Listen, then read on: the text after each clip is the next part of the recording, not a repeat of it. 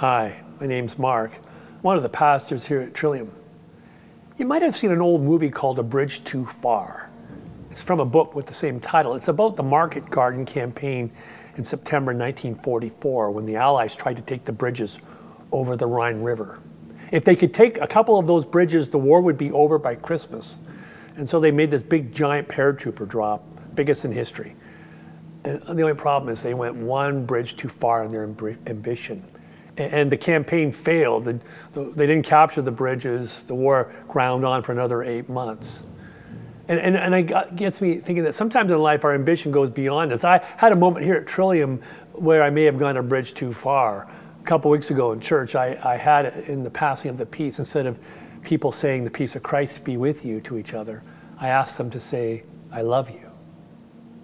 The inspiration came from a congregant who thought that if we're going to speak love, we should actually speak it to each other in a very overt way. It also comes from that Louis Armstrong song, It's a Wonderful World, where he says in one section he says, people are shaking hands saying, how do you do? But they're really saying, I love you.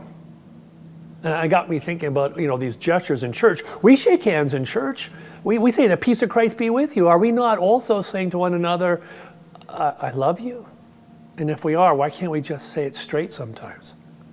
So I think I might have gone a bridge too far because it's a pretty awkward thing to sometimes do with one another. We can be friendly, but to say I love you, well, it brings up a whole host of feelings. I mean, in one sense, it goes against the decorum of what we try to do here. Public worship, but our emotions are very personal, private to us. And we want to be authentic in what we say. And how can we say to someone that we love them when we barely know them? And maybe there are people in the church that we don't really even like. And I don't want to be having stuck to say I love you to someone I have a grudge against or really can't stand.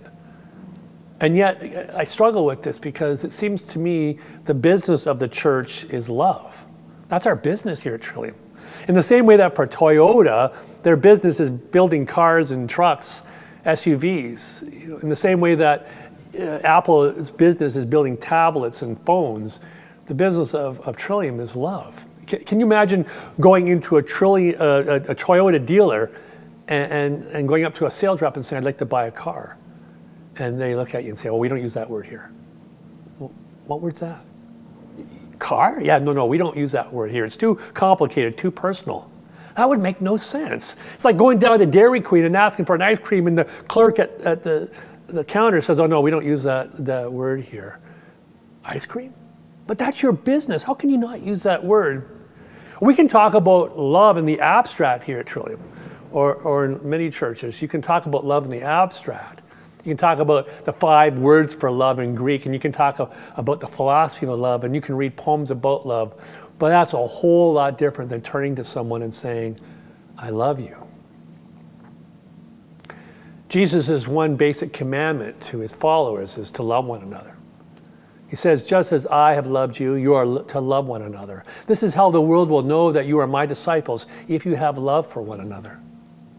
But if we're reticent to share our love with each other, then how can we be any way visible to the world about what it means to follow Jesus or even just to be a loving person? If we're reticent to use the word, it seems to me that we are in some ways shackled, made unfree in our ways with each other. The gospel of Jesus is really a gospel of freedom, the freedom to love, the freedom to take off the barriers and the inhibitions that we have been encrusted with and to allow ourselves just to love our neighbor as they are. And sometimes that's done with beautiful acts of kindness. Sometimes that's done with giving people our full attention. But sometimes in life, it really is risking these words, I love you.